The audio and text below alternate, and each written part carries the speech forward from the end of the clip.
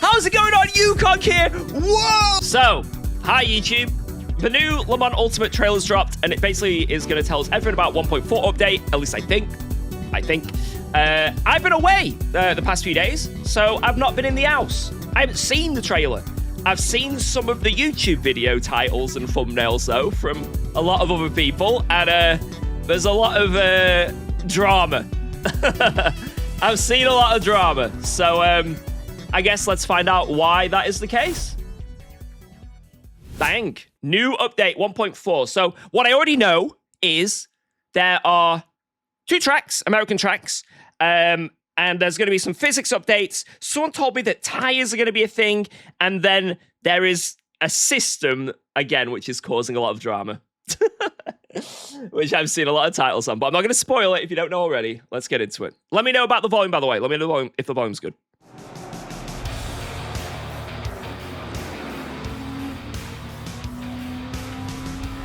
Hello again. It's nice to see you all again so soon. His name's Stephen, Hopefully right? You've all recovered from another incredible 24 hours of Le Mans. As always, our Not an LMU. Where are my 24-hour races? team were trackside at Le Mans for the 24 hours, and thanks to those of you that dropped by the karting fan zone. Make it a bit louder. It was great for our team to put faces to usernames. Now, a few weeks on, the dust has settled at Le Sarthe, and we get to talk about what comes next. You may have already seen that we've announced a seismic set of new content for the simulation. Yep. US Track Pass. We're bringing you 6 US tracks in a season pass with 3 packs. 2 tracks. What were the tracks again? So we've got obviously Le Mans and Daytona already, that he's probably just going to say now. But what are the other ones again? It's Watkins Glen, Road Atlanta, Indianapolis, and something else. America. In each pack, starting with 2 icons of American motorsport. 2 tracks we've wanted to bring you for a long time. Beach. First up, Daytona. God, that looks so good. The home of American endurance racing. The high banks, the infield, the 24 hours that runs every January. Officially licensed, laser scanned, and lovingly recreated by our content team. Joining Daytona is Laguna Seca. That was a rough set, wasn't it? Technical, and home to one of the most photographed corners in racing. How are they going to do the... There's nothing else quite like it. The pit lane is going to be mental at this track. I don't know how they're going to do that. Laguna Seca rewards precision and patience. The 2 circuits together give you something we couldn't offer that corkscrew. before, a properly representative slice of American road racing inside Le Mans Ultimate.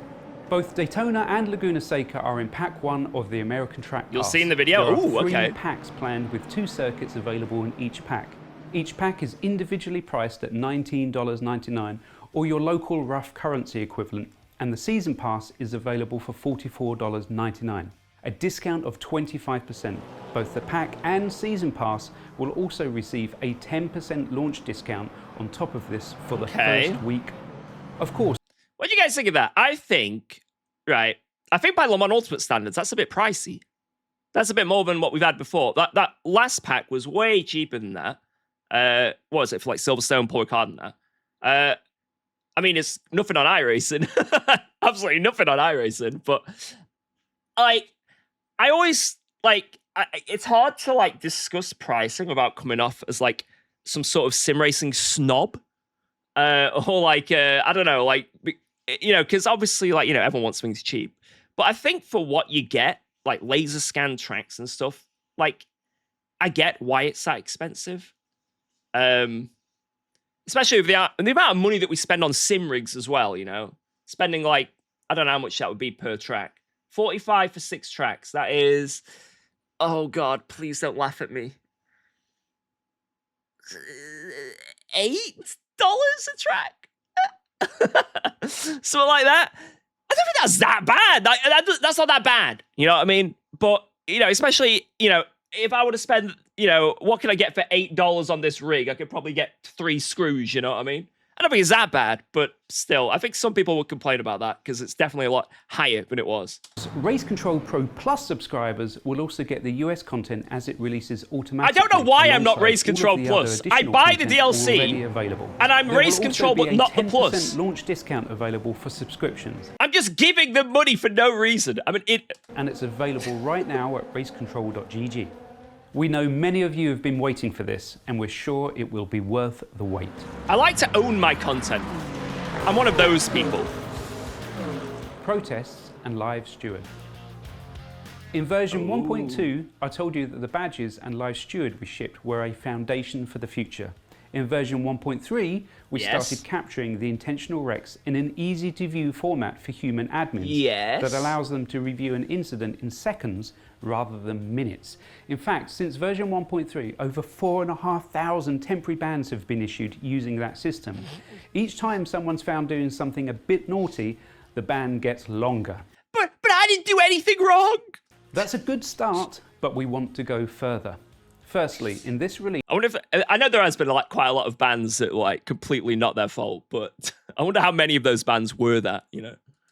We're further refining Live Steward, reducing false positives, and adding some experimental rules. What is that said? Great step forward. Why do they keep showing this footage?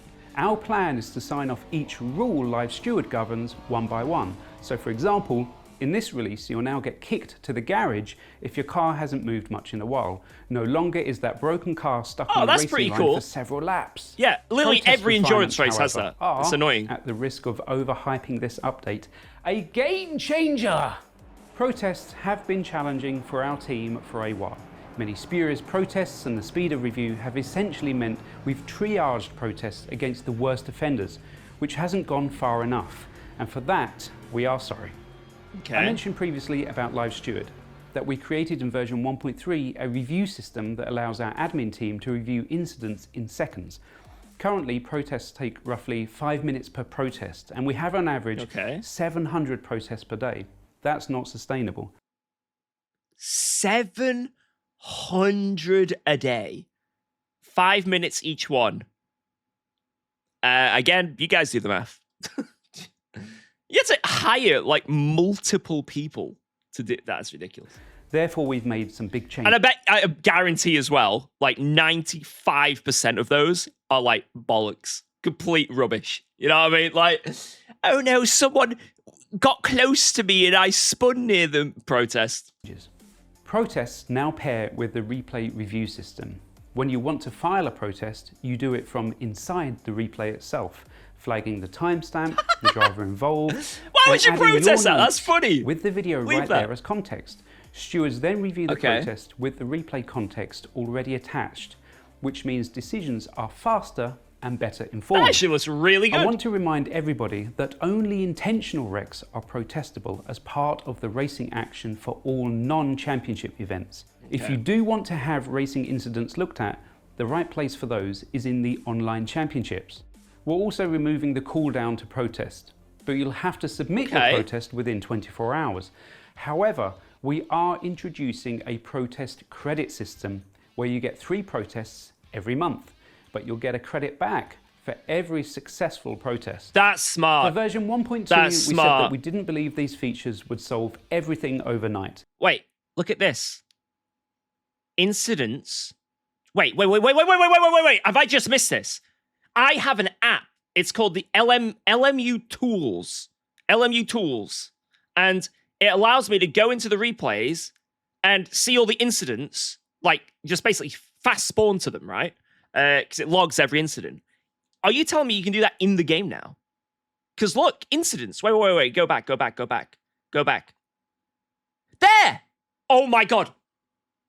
Oh my God. It's in the game. Look, you can just go to there and it's there. I mean, I know he said that, but like, it took me a while for my brain. Yeah, look. I don't need the app anymore. Oh my God, this is sick. This is sick. That every step in a positive direction was one that we wanted to take. And that is still true. But this is the biggest step so far. I really like that. One less app. Online foundations.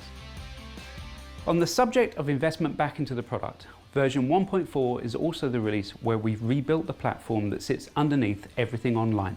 Driver swaps, championships, daily races, hosted servers, race control, all of these run on top of an online services layer, and over the past several months we spent time replacing a component layer from a third party with one that we've built ourselves that we're calling Race OS. The new backbone Race is custom OS. built for our own ecosystem, more specific to our racing genre and built to scale with us. A word of warning, this will mean that we will have an extended maintenance period when we first release version 1.4. You have been notified. Alongside the platform work, we've also moved the game-to-game online connection over to a new netcode protocol. We're moving from TCP to reliable UDP, which should be better suited to wheel-to-wheel racing and should help us resolve some longer-term issues we've been experiencing.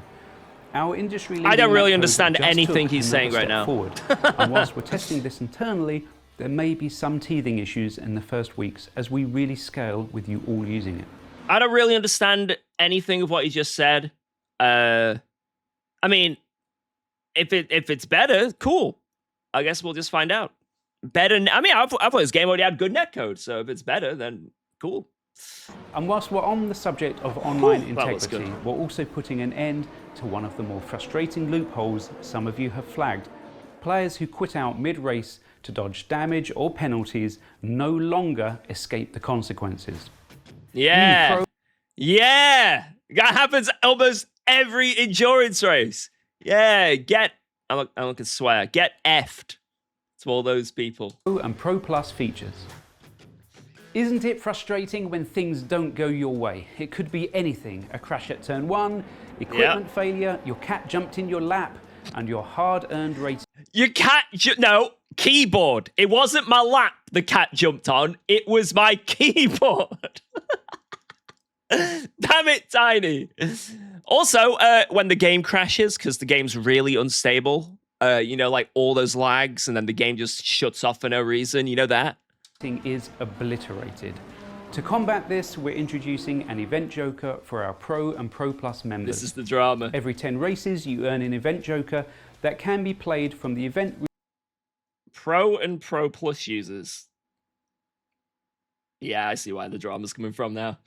results screen to wipe the driver rank and safety rating impact of that particular race. The race will still count as an The attempt in graphics are cool, championships, you should so you joke. can't farm them for a better result, but the ranking damage is removed. It's a way of giving you a little bit of insurance against the kinds of races we all hate to remember. A maximum of 3 jokers can be held at any one time and can only be used on single driver events. They're not applicable to team races. Wait, what did that guy do? Wait. Go back here. There's a guy over here that... And can only be used on single driver events. They're not applicable. What's he doing? What's this guy doing? No.